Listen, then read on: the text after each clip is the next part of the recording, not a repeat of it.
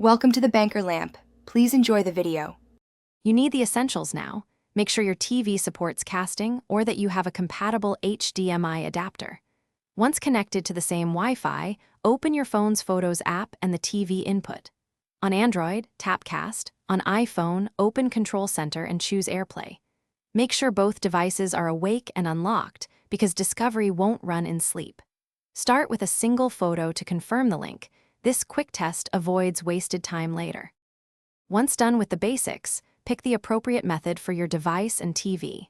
On Android, open Google Home or tap the Cast icon inside Photos, select the TV name to pair. On iPhone, use AirPlay from Control Center or the Share Sheet and pick the TV. If Wi-Fi is unreliable, plug an HDMI adapter into your phone and the TV for a direct mirror. Make sure permissions are granted on both devices, so media streaming and audio. To finish, select one photo or start a slideshow and control playback from your phone. This gives you immediate navigation and zoom. Make sure the TV input matches the casting source, and check phone brightness and volume so images and sound appear correctly. If images lag or won't connect, restart the phone and TV, confirm both are on the same network, and reattempt pairing.